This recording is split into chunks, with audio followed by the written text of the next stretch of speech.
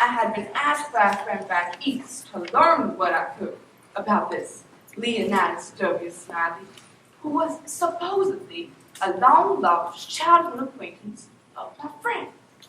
But after the reminiscence my inquiry produced, I was induced to ponder if my alleged friend was in fact a friend. Do I have the pleasure of addressing Simon Wheeler? That you do, stranger? I was told you might have some information about one Leonidas W. Smiley. That I do. That I most certainly do. Who? Leonidas W. Smiley. Oh, Leonidas W. Smiley. No, never heard of him. Well, there was this fellow here once by the name of Jim Smiley. Have a seat. Oh, I really don't want to. I insist. Yeah, this fellow, Jim Smiley. He was here in the winter of '49, or maybe the spring of '50. I don't recollect exactly, though something makes me think it was one or the other.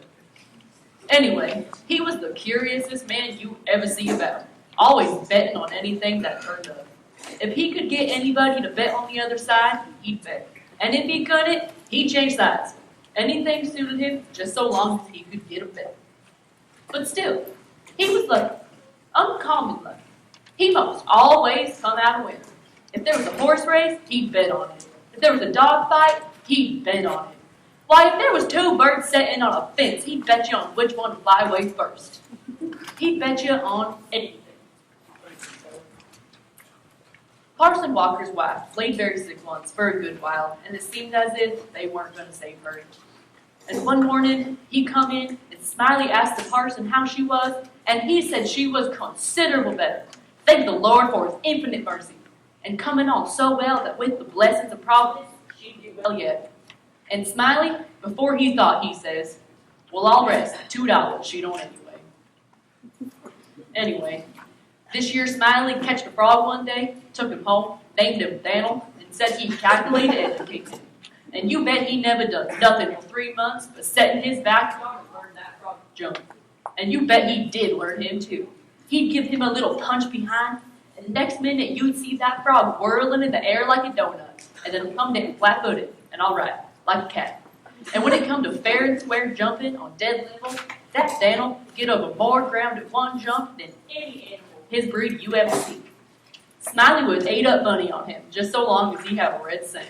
Smiley was monstrous proud of that frog, as well he might be. Well, Smiley kept the beast in a little box and used to fetch him downtown sometimes and lay for a bet. One day, a feller, a stranger in the camp he was, come across Smiley with his box and says, what might we call the box? Might be a parrot, or might be a canary. Maybe, but it ain't. Only just a frog. So the feller took the box and looked at it careful and turned it around this way and that and says, So it is. Well, what's it good for? Well, he's good enough for one thing I should judge. He can outjump any frog in Calaveras County. Well, I don't see no points about this frog that's any better than any other frog. Maybe you don't.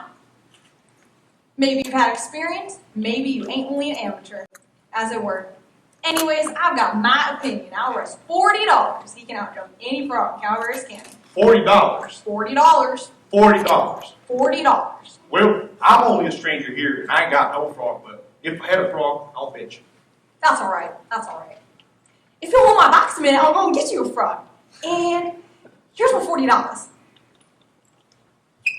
and the feller took the box and put up his $40 along with Smiley's and sat down to wait.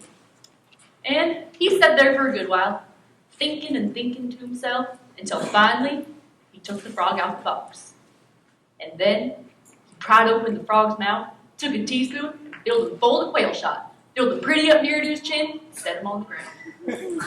Meanwhile, Smiley, he went to the swamp and slopped around in the mud for a long time, until finally he catched a frog and fetched him in, and give him back to this feller, and says, Nick, if you'll set yours just alongside Daniel, with his forepaws just with Daniel, I'll give the word. 1, 2, 3, get! And they both touched their frogs, and the new frog hopped off lively. But Daniel give a heave and hoisted up his shoulders like this, like a Frenchman. But it weren't no use. He couldn't budge. Woo! He was planted as solid as a church, and he couldn't no more stir than if he was anchored out. Smiley didn't have no idea what the matter was, of course, and so the feller took the money and started away.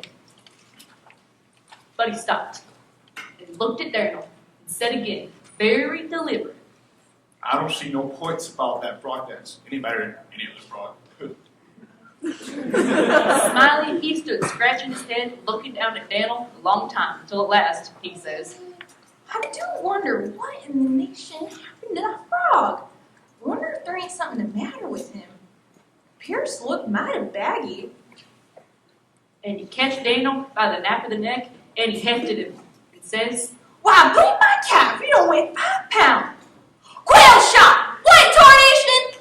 Hey, you no good cool cat! and when he seen how it was, he was the maddest man in Angel Camp.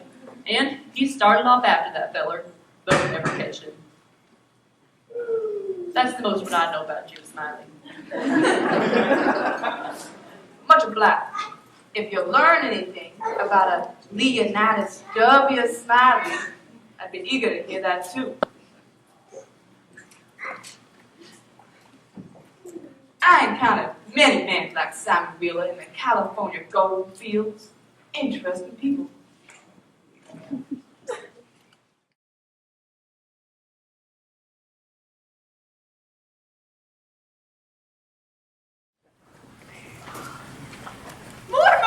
Mortimer! Is that you? Where are you? In the hot closet. You ought to be ashamed to sleep in this store. How can one be ashamed to sleep? It's unreasonable. Man can't be ashamed when he's asleep. You never try, Mortimer. You know very well you never try. I'm sorry. I'm sorry, dear. I'm truly sorry. I never meant to act so. Mortimer, Yes? you're not getting back into bed. Of course. Get up instantly. I should think you would take some little care of your life for my sake and the sake of your children. My love. Don't, Mortimer. You know there is no place so dangerous as bed in a thunderstorm. You lie there deliberately to throw away your life. Confound it, Caroline. I'm just trying to get... There! See the result? Oh, Mortimer, how could you be so profligate as to swear at a time like this? I didn't swear. That wasn't a result of it anyway. Would have come just the same if I had said a word. Caroline, you know very well when the atmosphere is charged up with electricity. Argue all you want. Not a lightning rod on the whole place. Your wife at the absolute mercy of Providence. Maybe you better put the candle out. Why? You may attract lightning. Are you determined to sacrifice us all? See what you've done? No! I don't see what I've done. A candle don't attract lightning. I'll go odds on that. The last blast was leveled at my candle. Bless poor marksmanship. For shame, Mortimer. Here we are, in the very presence of death, and you use language that... Mortimer, Well, did you say your prayers tonight?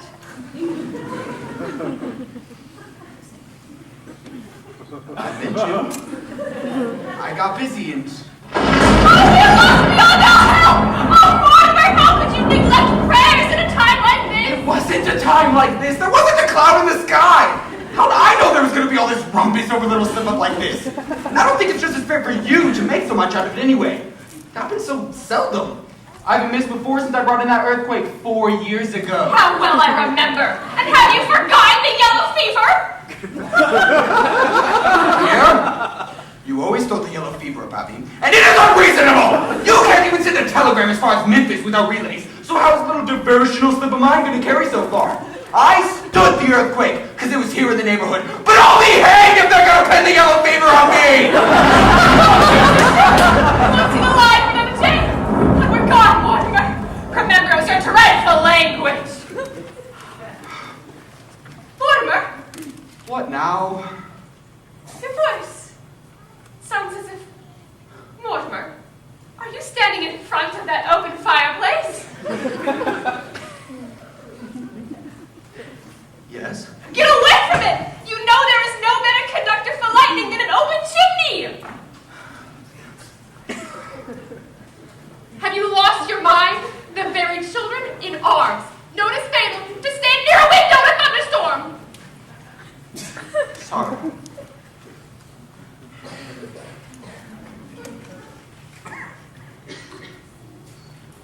What's that you're wrestling? Putting my pants on. Quick, throw them away. All authorities agree that wool attracts lightning. Oh, don't sing. Why not? I've told you once, I've told you 100 times that singing causes vibrations in the atmosphere, which interrupts the flow of the electric field. And why are you opening that door? Won't do any harm in that! Harm? Oh no, just death, that's all. Everyone knows that the crate attracts and fights lightning. Shut it tight. Lunatic, what are you doing? Washing my hands. You have parted with the remnant of your mind. And if a lightning strikes anything, it strikes 1 or 50 times. Turn it off. What was that? I knocked a picture off the wall. You're that close to the wall! I think the furnace is rooted. There is no better conductor for lightning than a wall. Come away. Mortimer, did you order that feather bed as I asked you to? No. Forgot. You forgot. Now it may cost you your life. If I had a feather bed now and could lie on, you'd be perfectly safe. No. It's just the cat. Catch her to shut her up in the bathroom. Have to full of electricity. Oh, my hair will turn white with this sun of peril. Come here, you little... Damn! Damn! It's all right, it's all right, it's all right! Mortimer, this book says the safest thing is to stand on a chair in the middle of the room. And the legs of the chair must be insulated with non-conductors. That is, you must seat the legs of the chair in glass tumblers.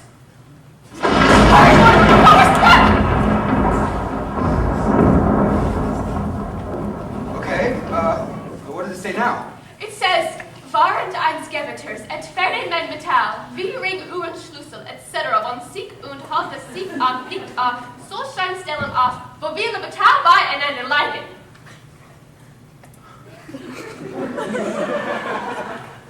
That German book your grandfather left, that's what we're going by? I think it means you must keep metal about you, Mortimer. I don't remember much German. Maybe it... No, that's what it means. Put on your fire mask, Mortimer. That's metal. Then I'll put on to you. Oh, if your middle ought to be protected, put Grandpa's old saber on. Your feet, put on your spurs. Now it says, Das Gewiters Latin ist sehr gefährlich. Will die Glocke seid so wie der Durch das lauten Raume aus der Luft. Und die Höhe des schlimmsten Blitz angehen könnte. Does that mean it is dangerous not to ring church bells during thunderstorms? Yeah, it seems to mean that. I think it's speaking on account of the height of the church tower and in absence of Lustig. It would be dangerous not to ring bells in a storm. Run! Get the large dinner bell! Mortimer, we're almost safe! Up here! We're going to be saved!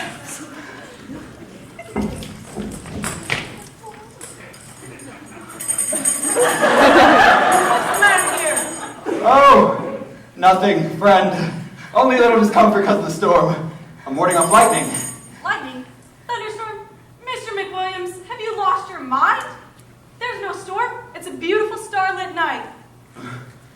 I don't get it. We saw the flashes, the glow, heard the thunder. What is it? There's no storm. It's a shame you didn't open up your blinds and look over the top of the hill. What you heard was a cannon, and what you saw was the flash. You see, the Telegraph brought news just before midnight. Garfield's been nominated president.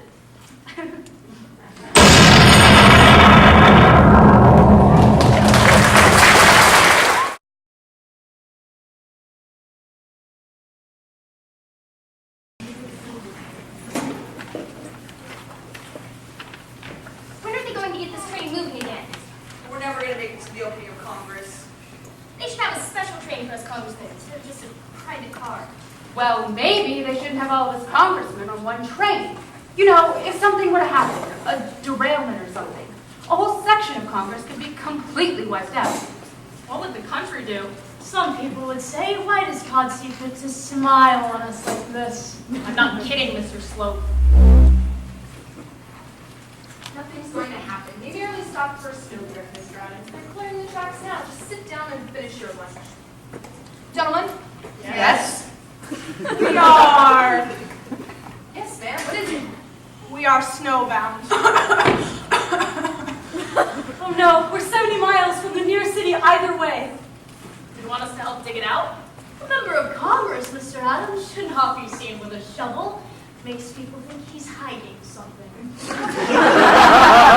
Not funny, Mr. Slope. 70 miles from anywhere, stuck in a snowdrift. They'll send another train with food and... Will they, conductor? Being members of Congress in this car, I'm going to give it to you straight. We're hemmed in here, gentlemen. Avalanches have piled up ahead and behind us. The bearings on the locomotive are burned out trying to plow through the drift. I don't know how long we'll be here. There's plenty of fuel, but no food. That's the picture. Oh, God. Oh, heaven. We'll walk it. We'll walk the 70 miles. I paid to ride. Your constituency paid for you to ride. Is that a metaphor, sir? Nobody's going to walk. You'd freeze to death walking out there.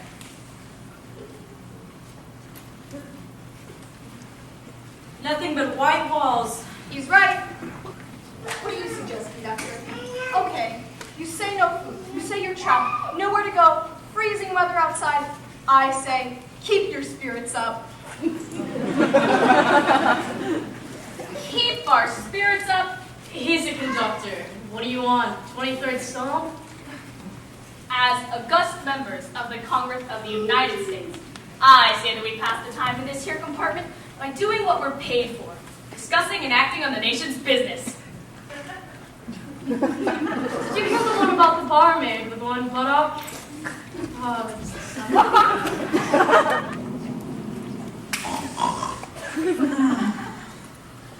More Yorkshire place. Waiter! More Yorkshire place. Waiter! York! What was that? Ben Nostrad, dreaming. I was in Washington. The president had invited us for supper. And the waiter he was serving, Yorkshire pudding. How was it? Last night you were in an oyster eating contest and Bascom was yelling in his sleep about a cow's teat. That's nothing. Me, I ate the other buttock. It's true. With Tabasco sauce. 7 days of food. Everybody's been talking in his sleep, except Mr. Adams. He gave a political speech. I do not, sir, talk in my sleep. Don't be angry. I think you were reelected. Stop fighting. We fight every day in Washington. We're starving to death here and you two still can't stop fighting. We're going to get out of this. I know we are. Aren't we?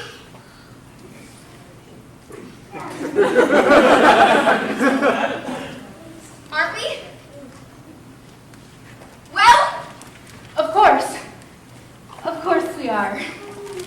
I don't know about you, but I can't go on much longer without something to eat. My wallet is lambskin. I tried to eat it last night. Gentlemen, some further bad news for you. Don't tell me. Mr. Adams has a twin brother on board. We've sealed off. That is, we've locked the first 2 cars. Whatever for. Gentlemen, they've become uncontrollable, and yes, there's been an incident of cannibalism.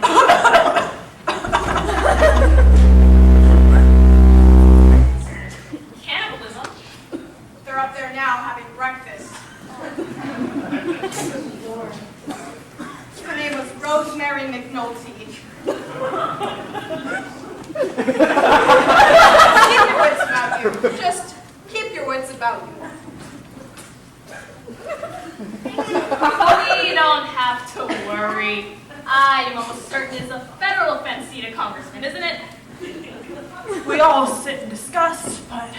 They're having breakfast in car 1. Rosemary McNulty.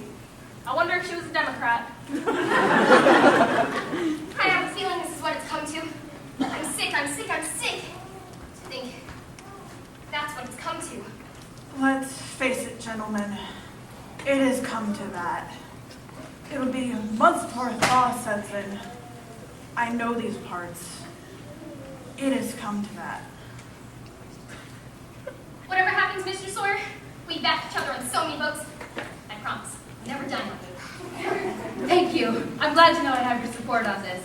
You'll get my vote on that Bullfrog Dam project as soon as we get back to... If we ever do get back to... I don't know. I've seen this all before, a wagon train to the west. It has come to cannibalism, gentlemen. I nominate Congressman Harold B. Adams. For what? Anybody in here got a stomach powder? No? Somebody in one over 8.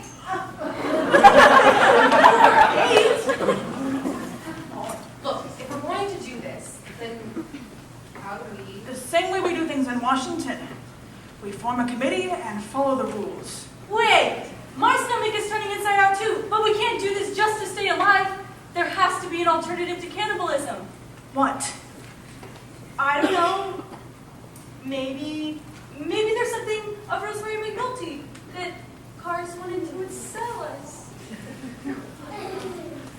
Who's going to chair this committee? Mr. Van Nostrad has seniority. That's for sure. Meeting come to order. What we have to do, I'm trying to be delicate now, is make a selection. Mr. Chairman, this committee being properly devised, I move to again nominate Congressman Harold B. Adams. I respect him and esteem him as much as any Republican can esteem a Democrat, but it is our duty to trim away from the project. Him being the plumpest and having the most nutrients, as it were, I object. Quiet! Any other nominations for breakfast? Gentlemen, I move to make another nomination, not from personal preference, but from the standpoint of common sense. The hard going of the frontier life has rendered Mr. Adams tough. Is this time to cavil over trifles? Yes. We're talking about consumption, about breakfast.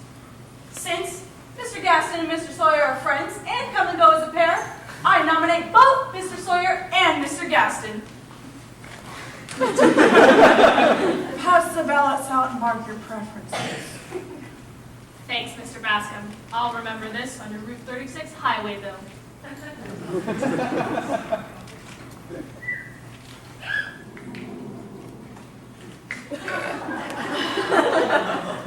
The conductor was good, but quite frankly, Mr. Lincoln was tough.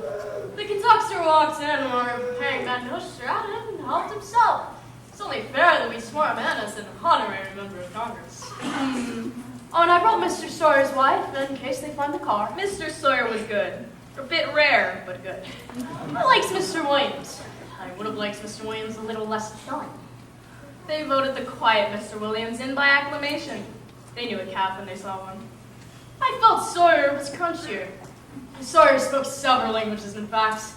Educated, handsome, and crunchy. In fact, I'd say Congressman Sawyer was one of the finest men I ever sat down to. All that voting, all that lobbying, all the deals, what did it get us?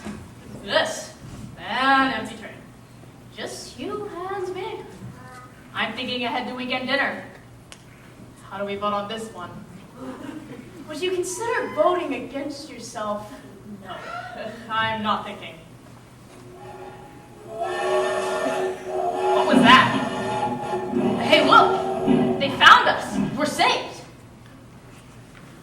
The congressional car.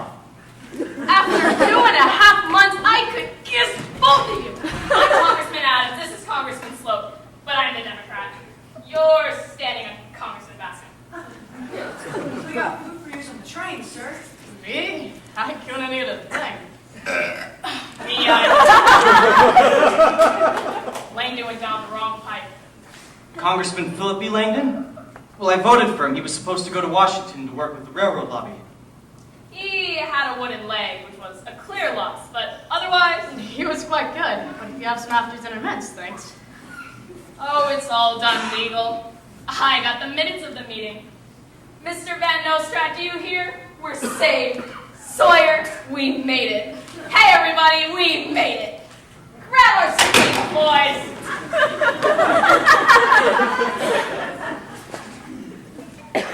Proof positive that this is the greatest political system in the world.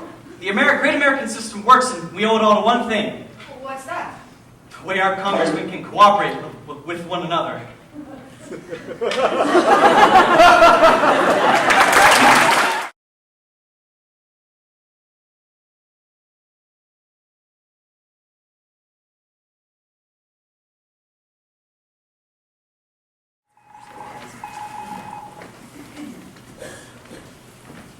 My name is Simons. I want to report theft. Who do I see?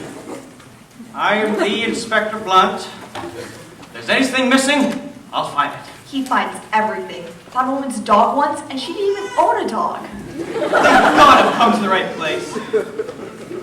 What is lost? Stolen. Is it your wife, sir? Give me a pair of her underwear in 10 It's days. an elephant.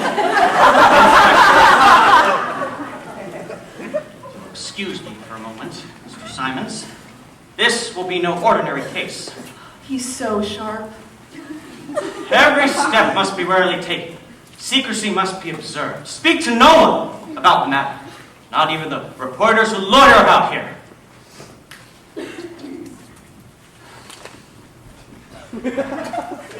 Now, what, Simons, are you doing with an elephant? Most people simply marry and play bridge.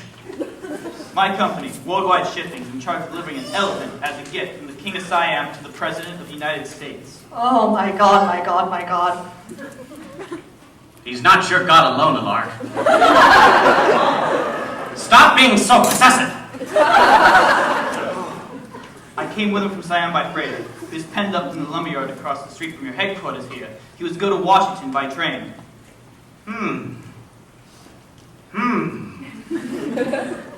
Gift to the President from the King of Siam.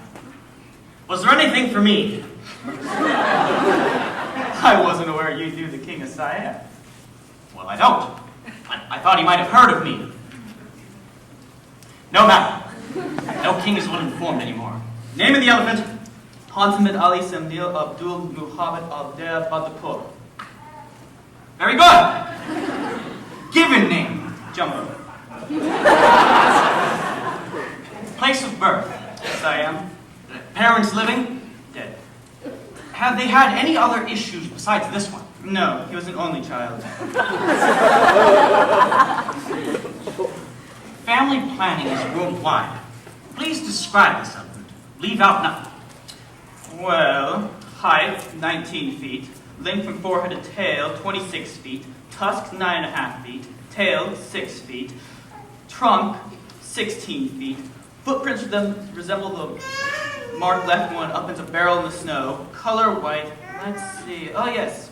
Has a hole in each ear the size of a plate for earrings. Has a small scar on the left armpit from having a boil removed. When stolen, was wearing a castle containing seats for 15 persons and a gold saddlecloth blanket the size of a carpet. Have 50,000 copies of this printed and sent to every detective office and pawnbroker shop. Yes, sir. Pawnbrokers? Thieves in New York will pawn anything. Standard procedure, I'll need a photograph. Here you are. Huh. Well, it must do if it's the only one you have. Although I would have preferred a front view rather than a rear one. Might mislead. Of course, if my men are to come across the envelope from the front, they're trained to put two and two together. Have 50,000 of those pictures to accompany the circulars.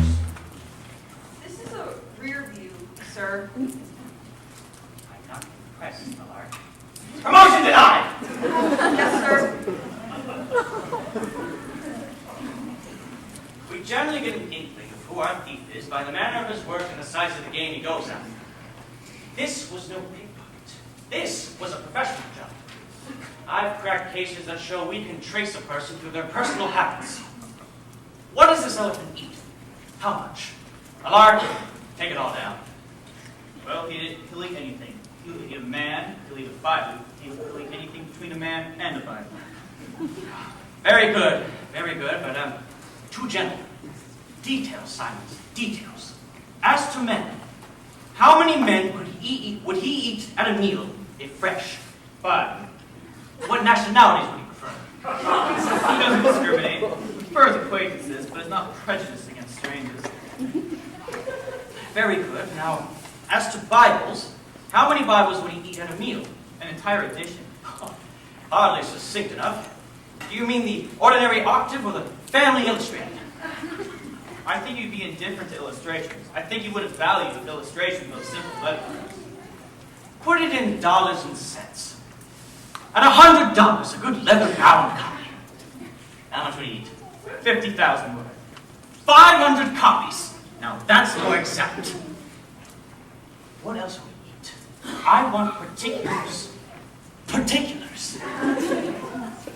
Well, he'll eat bricks, bottles, he'll eat bottles to eat clothing, he'll eat clothing to eat cats, he'll eat cats to eat oysters, he'll eat oysters to eat ham, he'll eat ham to eat sugar, he'll eat sugar to eat pie, he'll eat pie to eat bran, he'll eat bran to eat oats, he'll eat oats to eat rice. There's nothing God's green earth he wouldn't eat except European butter. He'd eat that too if he could taste it. General quantities per meal? 1/4 ton. Any drinks? Everything that is liquid. Milk, water, molasses, oil, carbolic acid. He'll drink everything but European coffee. Very good. As to quantity? Put down 5 to 15 barrels. Lark, do you tell Detectives Jones, Halsey, Bates, and Hackett to shadow the elephant? Got it, sir. Do you tell Detectives Moser, Dakin, Murphy, Rogers, Tucker Higgins, and Bartholomew to shadow the thieves? Yes, sir. Who are the thieves? Never interrupt a law enforcement in the line of duty, sir! Alert! Dispatch people in plainclothes, detectives in plainclothes at all railway, steamboat, and ferry depots with orders to search all suspicious persons. For what? There you are again! I did not interfere with your transporting of the elephant, sir. Do not interfere with me apprehending the beast. I'm sorry, sir. I'm in your hands. Lark, notify the public that any clues or information about this case are to be sent to this room by telegraph. Yes, sir. Dispatch plainclothesmen all over the New York area. I'm not one given to boasting, Mr. Simons, but there's no one to find this elephant without me. You would do yourself some good to put up a reward. How much is your company willing to spring for? We're prepared for that. I have with me 25,000. Well, that'll do to begin with. Oh yes, sure, to begin with. I don't know how I can ever thank you. You can thank me any way you like, Simons, as long as it's loud and often.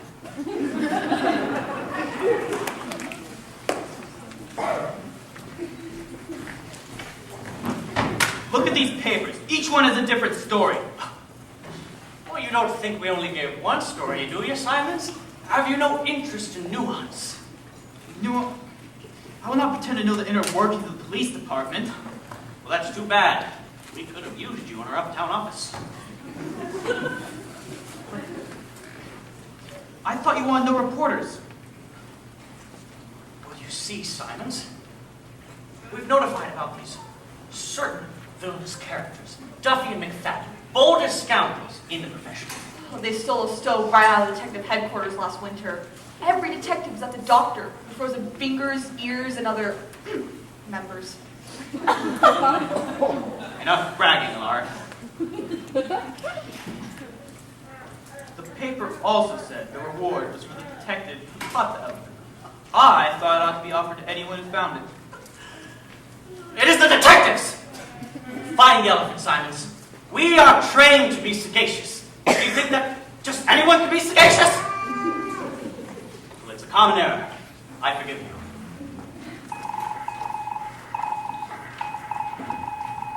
Charlie reporting in, sir, from Flower Station. Have got a clue. Found some section of deep tracks across the farm near here. Followed tracks 2 miles east without results. Think Elephant went west. Brooks has been shouting him that direction. Darling. Darling, one of our best men. We must send him some money and have his glasses fixed. He can't see? Only when looking directly into the sun. Baker, sir, just arrived. Glass factory broken into here in New Jersey.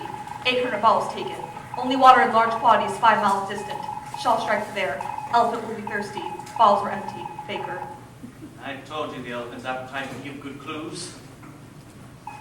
Taylor on Long Island. A haystack disappeared here during the night. Probably eaten. Amoff. Taylor. He's got some quick moves, this animal. The elephant? No! Taylor. I hope his wife never catches him. Flower Station again, sir. Shallowed track for 3 miles. Large, deep, and ragged. Have farmer says they are not elephant tracks. Says they are holes where he dug up sapling for a shade tree. Brooks. Ah! A confederate of thieves. Wire back to Brooks. Arrest farmer and force him to name pals. Continue tracks to Canada if necessary. Blood. Murph, sir, at Coney Point. Gas office broken into here during the night. 3 months unpaid gas bills taken. Am on his trail. Love, Murph. Love! Tell Murph to stop using our time for personal messages. Gas bills? Would he eat gas bills? Oh, I don't know at this point. Through ignorance, maybe. He cannot support life. And Pause, sir. Elephant passed through Lubac Village. Some say you went north, some say south, some say west, some say east. Am following him. Pause. I'm getting a little tired, sir. Now, how in blazes does he know which direction he's going? The layman's mind! Have you never heard of the needleless compass, Simons? Sage Corner's reporting. Needless compass? Elephant passed through here at 8:15. All escaped town by a policeman. Elephant apparently did not strike a policeman, but a lamppost. Got both. I have secured a portion of the policeman's clue. Westergaard's strum. I feel so bad. Over a lamppost?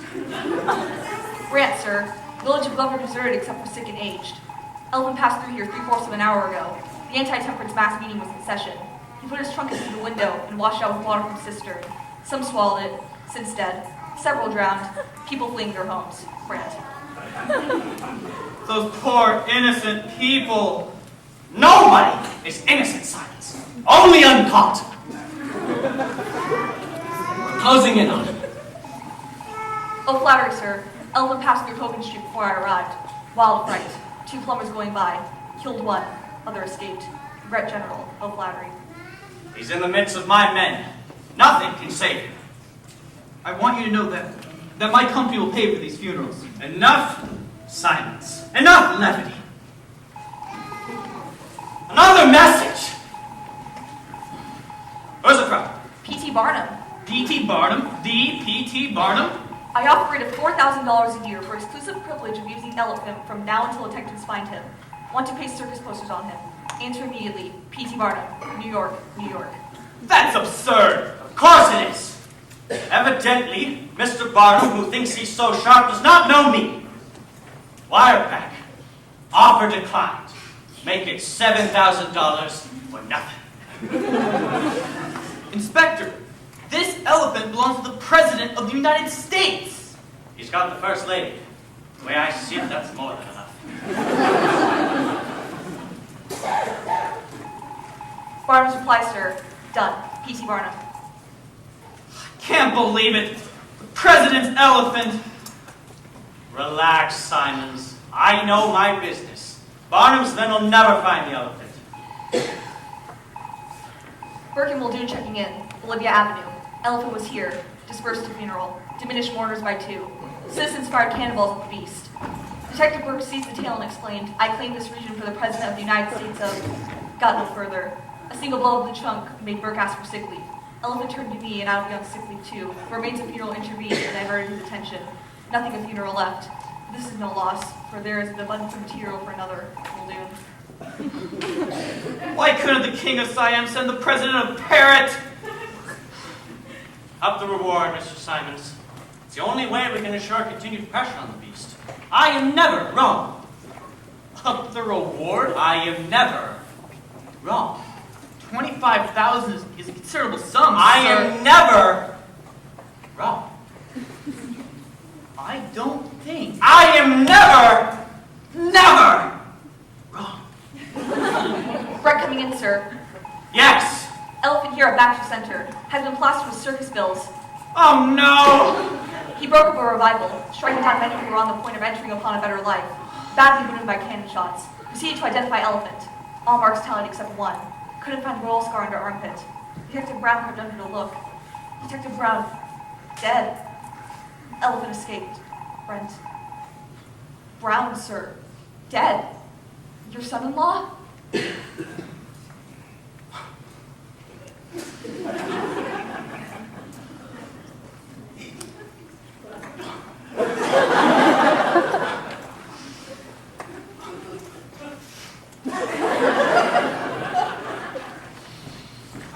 Simons, what are we gonna do? Every paper you buy has tales of fire, death, pillage, destruction. No elephant! How can you sit there so calm? 3 days ago, your son-in-law was struck down dead.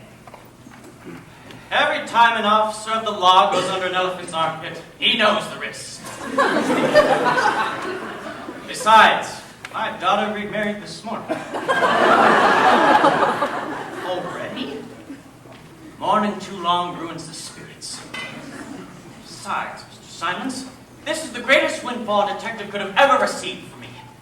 Look at these papers. The fame! The fame! Fame. Inspector Blunt guarantees capture soon. You're famous. Me, I'm responsible for my company. Look at these lists of crimes. Citizens at polls struck down by scourge of Siam. Elephant steps on preacher. Elephant kills lightning insurance salesman. Elephant sits on entire school board. And on, and on, and on. If your company can deliver another $25,000, I can ensure the beast's return. Will we have the beast back here today? You see like a man of taste, Mr. Simons. Put up another $25,000. See. Not unless you can guarantee the beast's return today. In the words of Barnum, done.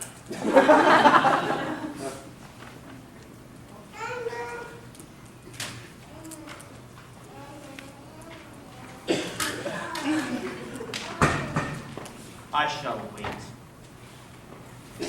No need to wait.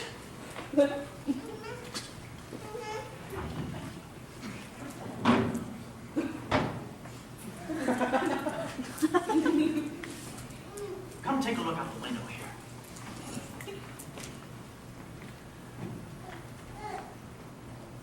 It's him. It's him! Asleep in the back of the police yard. But how? He wandered in here the night before last. And you told no one? Well, we had to milk it for all it was worth. But how?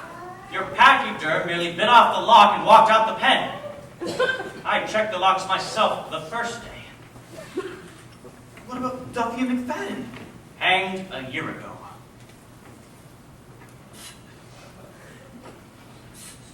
So Duffy and McFadden were? Publicity. And what you told the newspapers? Duplicity. And what and your behavior is due to? Eccentricity. Poor thing's asleep. Not asleep.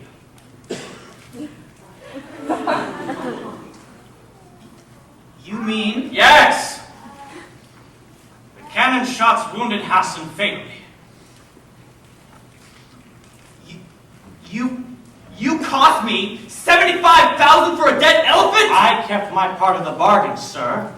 Allard built it all up in the papers. How I directed the whole procedure, how I directed the whole group of detectives, and how I single-handedly saved the city from Jumbo. I'll spill everything I know! Mr. Simons, you have been responsible for a decaying elephant loitering up the city of New York. Leaving an elephant for 24 hours in a public place constitutes a felony on part of the owner or custodian. However, I think I can get you a light sentence if you're willing to cooperate. Allard, arrest him. I'll sue you! A national hero. I doubt it.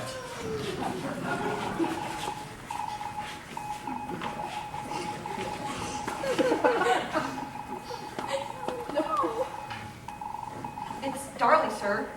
First time I've struck a telegraph office in 3 days. Have followed footprints on horseback. They're getting bigger and fresher. Don't worry, sir. Inside another week, I'll have that elephant dead sure. Darley.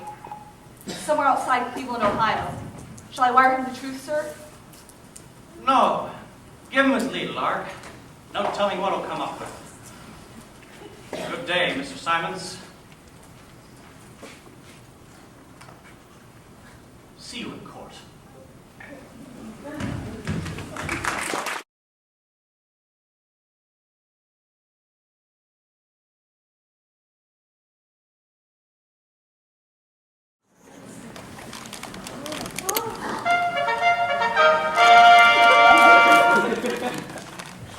Ladies and gentlemen, we now take you back to the Middle Ages, a time when men were men. As a point of clarification, let me add that there were women in the Middle Ages also. They just didn't brag about it as much. This is part 1, the secret revealed. Oh man, I can't wait.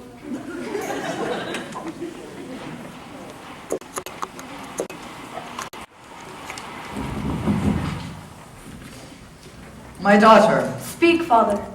It is time, my daughter. I must reveal the mystery to you. Yes, Father, I've been waiting.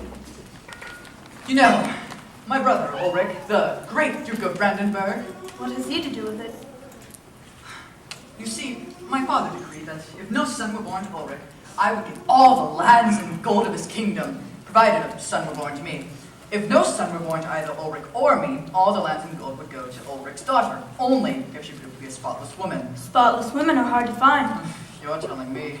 We prayed fervently for a son, but the prayer was in vain. You were born to us, He was in despair. I was in despair because I saw the land, the gold, the prestige slipping from my grasp. You couldn't live with him, cruel, restless, cursing at the servants. But hold, I said when you were born, all is not lost. He got a scheme. I'm a brilliant man. See, you were born at midnight. Only the nurse and 6 waiting women knew your sex. What happened to them? I hanged every one of them before an hour passed. Deep down, he is a good man, but he had some problems. The next morning, all the barony went mad with rejoicing when I proclaimed a son was born, an heir to mighty Brandenburg. See, Ulrich had no children at all until Oh, when you were 10 years old, a daughter was born to Ulrich. Sure, Constantine. We grieved. Oh, how we grieved! We hoped for measles, smallpox, physicians, and other natural enemies of infancy. But she lived. But it is nothing. We are safe. We have a son. It is not our son, the future duke. You, Conrad, will be that future duke. So that's why all these years the secret had to be... Yes. Sorry, but we are glad you kept that secret, Conrad. Oh, I kept it. All the other noble sons wonder why I'm no good at polo, but the secret is kept. You see, I tell you all this now because age is upon my brother Ulrich. He is feeble. Cares of state tax him. He wants you to go to Brandenburg, to be a duke in act, not yet in name. You leave tonight. Remember well, Conrad. A warning now. But there's a law as old as Germany that if any woman were to sit, even for an instant, on the throne before being absolutely crowned, she shall be put to death. Pronounce your judgments from the premier's chair, which sits at the foot of the throne. Do this until you are crowned and safe. It is not likely that your sex will be discovered, but wisdom demands you make things as safe as you can in this treacherous earthly life. What is it, my night daughter? Oh, my parents, was it for this that my life hath been a lie? Was it so that I might cheat my cousin Constance of her rights? I beg of you, spare me from this. I hanged a nurse, Conrad. Damn, 6 ladies in waiting. Oh, good help. And you, hussy, are worried about your cousin Constance's rights? Spare me! I will not spare thee. Be gone to the Duke's instantly. I don't want to hear another word.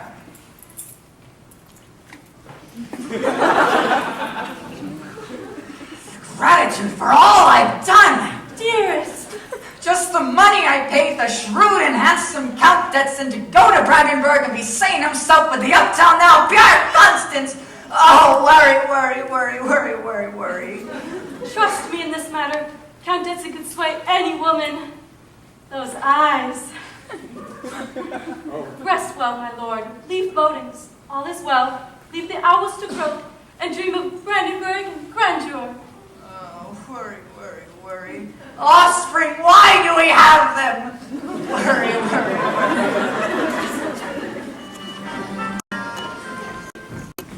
Part 2, Festivity in Brandenburg.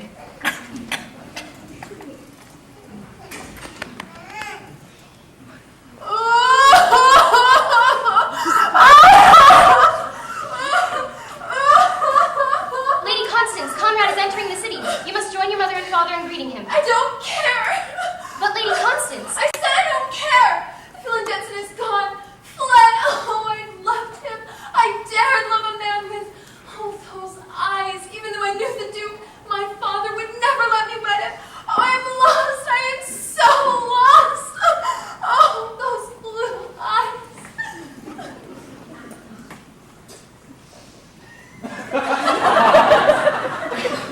Part 3, pay attention. This is where the plot thickens. And because your wife was killed in a landslide and you've been so loyal to my uncle for all these years, we shall provide you with another wife.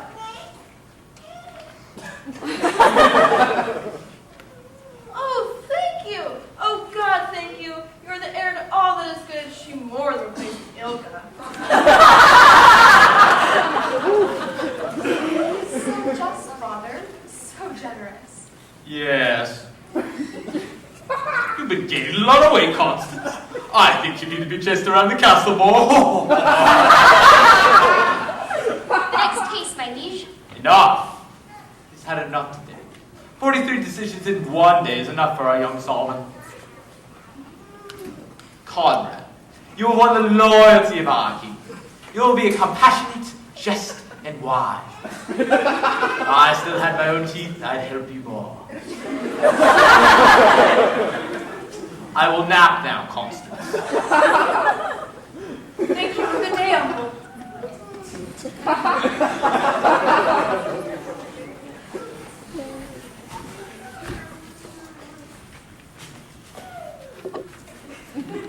Why do you do this? What, Constance? Avoid me. What have I done? Over the months we became such good friends, but now... Nothing, it's just, Conrad, pity a tortured heart. I love you, Conrad. But...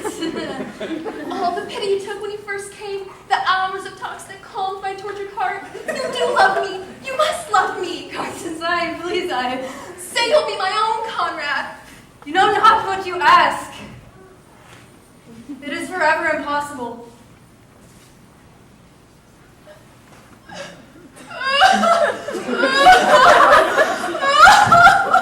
Oh, to think that he was despising my love at the very moment I thought he was melting his cruel heart. Oh, I hate you now, Conrad. He spurned me like a dog. Me!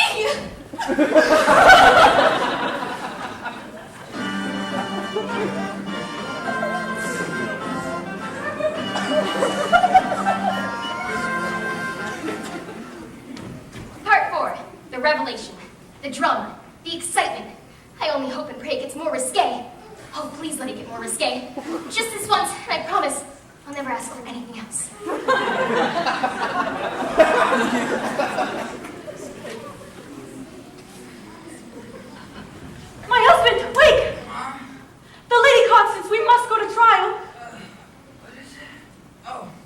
too. I'm searching for a concubine. The Lady Constance has been giving birth to a child out of wedlock. Aha! Long live Duke Conrad, below his crown is assured from this day forward, any way one looks at it. That devil Jetson did his errand well. He shall be rewarded most generously. Just those eyes.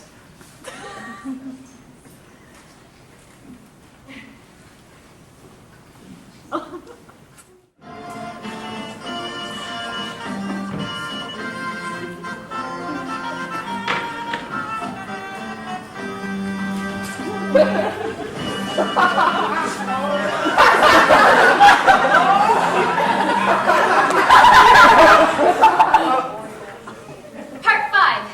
Sit closer together. This is an awful catastrophe. I'm sorry I prayed so hard. Noble battlings of the realm, you are here to bear witness to the trial of a crime.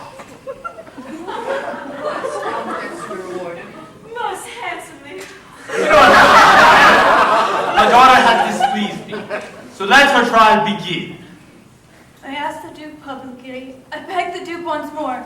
Please do not let me be the one to sit in judgment. No one is wiser than you. She has broken my heart. Only you can mete out what is truly fair. So I say, let it begin. Prisoners, stand forth.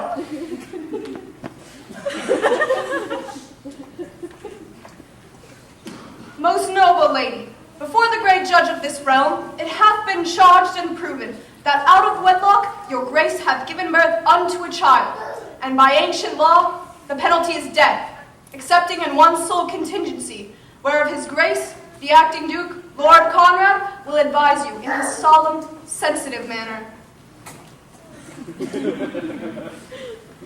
Noble followers of... Not there, Lord Conrad, not there. It is unlawful to judge upon any royal life except upon the throne itself. But I'm not crowned. Worry. It's all right. Only an uncrowned woman may not sit upon the royal throne under pain of death. Well. Oh yes, thank you. Nurse and 6 ladies in waiting. Worry. Prisoner, in the name of our sovereign lord Ulrich, Duke of Brandenburg, I proceed to my solemn duty. The ancient law states that except you produce a partner of your guilt and offer him up to the execution, you must surely die. Save yourself, I implore you. Name the father of the child. Thou art the man! If you lie, Constance, you will die. Unhand him. I swear on my mother's grave. Which might not be too far off if you don't unhand him. But he just wanted to cast rocks into the ocean. I cannot believe it. You cannot believe it.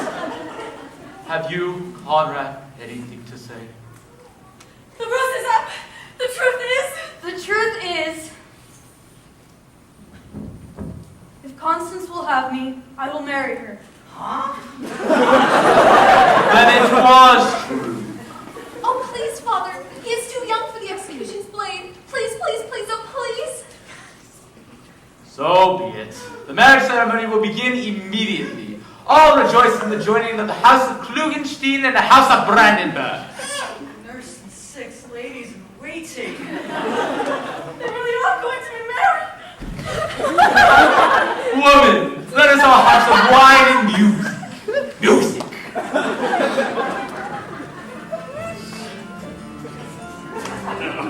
Don't be angry, Conrad. We're going to be so happy. Won't you be happy, Conrad? If only I could tell you. Rejoice. Go ahead. Look at them. Rejoicing. Forgive me for lying, Conrad. I love you that much. When the wedding night comes around, remind me to tell you something. Will it make me happy? You could get a laugh out of it. Adrian Stitches, 50 to 60 years. Oh, Conrad, you're so funny. That's it. From now on, we'll laugh, do nothing but laugh.